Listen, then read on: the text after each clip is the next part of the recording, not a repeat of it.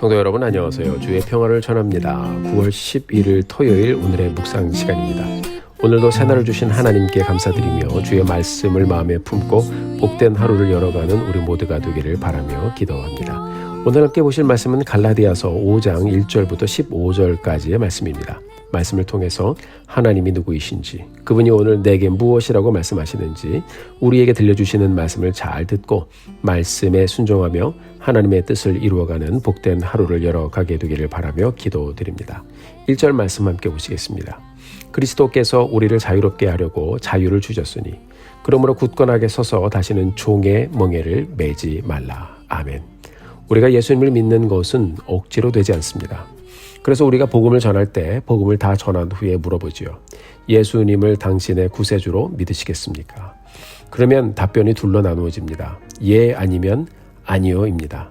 복음을 듣는 순간에 성령께서 감동을 주시고 역사를 하시지만 결국 그 결정은 본인 스스로가 하는 것이죠.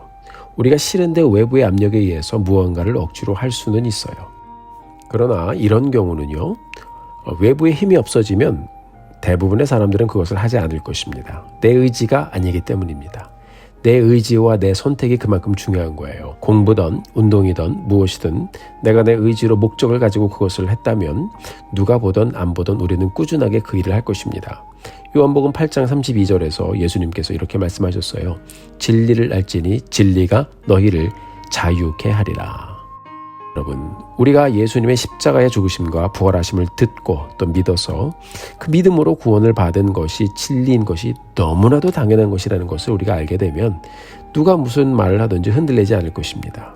하지만 그 복음 위에 우리가 서지 않으면 우리는 흔들리게 돼 있어요.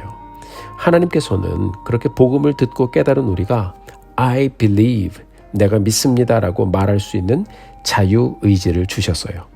바울이 그것을 말하고 있는 거예요.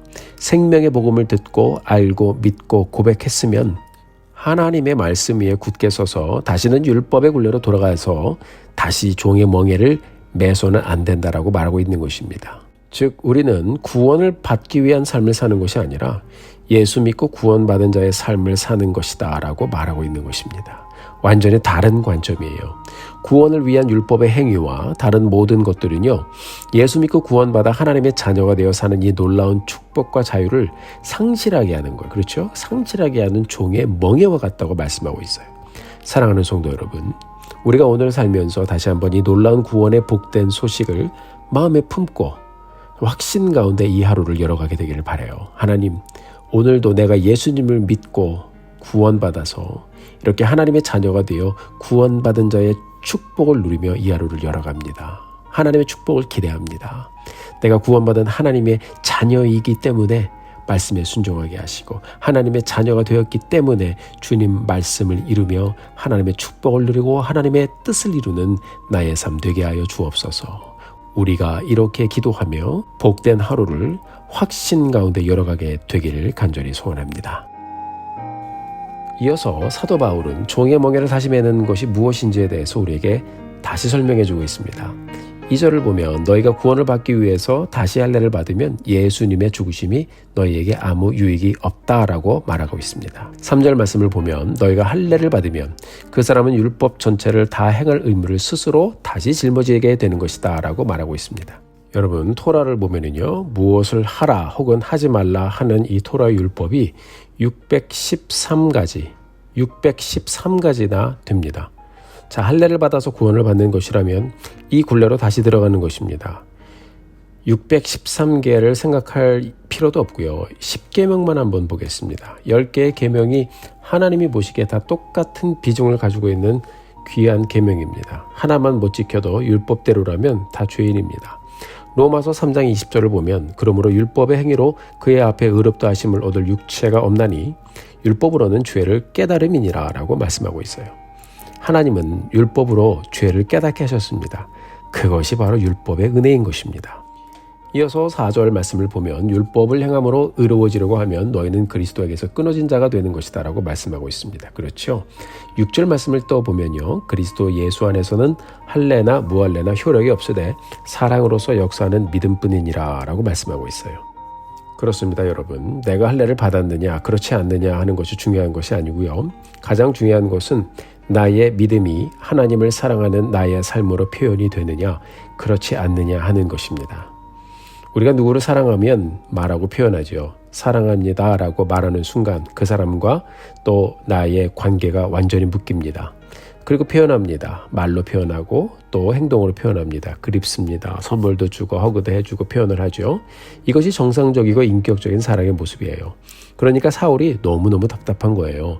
이전에는 십자가의 복음을 듣고 믿어서 감격하여 하나님을 사랑하는 마음으로 구원받은 자로서 살아갔는데 이제 다시 이상한 복음을 듣고 나서 행위로 구원을 얻으려고 율법의 굴레로 다시 돌아가니까 믿음도 구원도 다 또다시 의무가 되어 짐을 지며 사는 그런 모습을 보니 너무 답답한 거예요.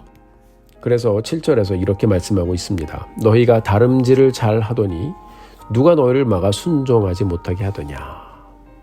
자, 전에는요 사도 바울이 개척한 갈라디아 교회 성도들이 신앙생활을 잘 했어요. 그런데 거짓 가르침이 들어와서 사람들이 미혹되어 교회가 막 흔들립니다. 이것을 본 바울이 안타까운 마음으로 묻는 겁니다. 누가 여러분들을 가로막아서 진리를 순종하지 못하게 하고 있습니까? 질문하고 있는 것입니다. 그리고 외치는 것입니다. 그것은 여러분들을 부르신 하나님에게서 온 것이 아닙니다. 사랑하는 성도 여러분, 갈라디아서 1장 우리가 같이 열어가면서 사도 바울이 했던 말이 있어요. 하늘로부터는 천사라 할지라도 다른 복음을 전하면 저주를 받을 것이다. 그만큼 그 정도 수준의 이 강력한 말을 사도 바울이 한 것입니다. 그만큼 구원을 막는 요소들은 하나님을 대적하는 것이고 믿는 사람으로 하여금 갈등을 가리키게 하는 그런 거짓된 가르침과 그런 말들은 하나님께서 심판하실 것이다 라고 말하고 있는 것입니다. 굉장히 강력한 말씀입니다. 그래서 여러분, 이단이 굉장히 위험한 것입니다. 사랑하는 성도 여러분, 오늘을 사는 우리도 마찬가지죠. 우리가 열심히 다름질을 하면서 신앙생활을 하는데요. 나의 믿음의 여정을 막고 내가 하나님 앞으로 가고자 하는 것들을 막고 순종하고자 하는 것들을 막는 일들이나 사람들이나 상황들이 분명히 있을 것입니다. 그것이 무엇인지 생각해 보면서 우리가 하나님 앞에 기도하며 나가기를 원해요. 하나님, 그러한 것들을 제하여 주옵소서. 매일매일 하나님의 말씀 가운데 예수 그리스도의 십자가의 복음 가운데 나가는 나의 삶이 되게 하여 주옵소서. 거기서 다시 나의 구원의 은혜를 확인하고 하나님 구원받은 자로 매일의 삶을 열어가게 하여 주옵소서. 우리가 기도하며 가게 되기를 바라요. 사랑하는 성도 여러분, 복음이 무엇인가요? 내 죄가 예수님의 죽으심으로 모두 다 용서함을 받았다는 사실을 믿는 것입니다. 복음은 무엇입니까? 죄의 결과로 우리는 죽지만 예수님이 부활하심을 믿어 나도 부활을 할 것이다 라는 사실을 믿는 것입니다. 이제 우리는 믿음으로 하나님의 뜻을 따라 하나님의 능력을 의지하여 주님께서 기뻐하시는 일을 선택하며 가는 그런 놀라운 삶을 살고 있는 것입니다. 우리가 그것을 기억하고 날마다 주님께 나아가는 우리 온 교회 공동체가 되기를 간절히 소원합니다. 9절에서 사도 바울이 이제 이렇게 말하고 있어요. 적은 누룩이 온 덩이에 퍼지느니라. 적은 누룩이 반죽 전체를 부풀게 한다는 말이죠. 제가 결혼 초기에 에미시 브레드라는 이 레시피를 얻어가지고 제 아내와 함께 한동안 밀가루 반죽을 발효시켜서 빵을 구워 먹었는데요. 빵을 구워서 나눠주기도 하고 그랬습니다. 근데 반죽을 해서 발효를 시켜서 빵을 굽는데요. 늘 발효된 반죽을 맨 끝에 조금 남겨둬요. 왜냐하면 그것이 새로운 반죽 전체를 다 발효시키기 때문입니다.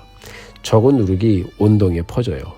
무엇이든 여러분 옳지 않은 일, 옳지 않은 것들, 옳지 않은 생각들, 이단적인 요소들, 그리고 복음적이지 않은 요소들, 부정적인 요소들, 이런 말들, 이런 것들은 처음에는요 스물스물하다가 갑자기 퍼지면서 나중엔 내 삶 전체에 다 퍼져버리는 수가 있습니다.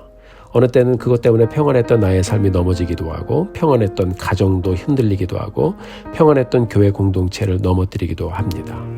그러기에 우리가 늘 말씀 앞에 서서 예수님의 십자가의 복음 외에 다른 것을 붙잡지 말고 말씀을 붙잡고 우리 주님 붙잡고 구원의 확신과 능력으로 감사와 기쁨으로 내가 하나님의 자녀됨을 늘 선포하며 복된 하루를 매일매일 열어가게 되기를 주님의 이름으로 축원합니다. 사랑하는 성도 여러분, 예수 안에 거하십시오. 예수님이 전부이고 예수님이 답입니다. 함께 기도하겠습니다. 하나님 아버지 감사합니다. 오늘 저희들에게 이렇게 귀한 날을 다시 주시고 다시 한번 이 복된 삶을 열어가게 하신 것 감사합니다. 이 하루를 열어가면서 다시 한번 갈라디아서의 말씀을 기억하면서 주님의 말씀과 주님의 복음에 붙잡혀 십자가의 구속의 은혜에 붙잡혀가는 우리의 여정 되게 하여 주옵소서. 우리가 예수 믿고 구원받아 하나님의 자녀로 이 하루를 다시 열어가게 하시고 하나님 이 말씀에 붙잡혀 이 복음에 붙잡혀 복된 삶, 능력 있는 삶을 열어가는 저희들 되게 하여 주옵소서. 그 은혜에 감사드립니다. 선포하며 살겠습니다. 순종하며 살겠습니다. 축복하여 주옵소서. 예수님의 이름으로 기도드렸습니다. 아멘. 사랑하는 성도 여러분, 오늘도 힘내십시오. 여러분들을 위해서 기도하겠습니다. 사랑하고 축복합니다.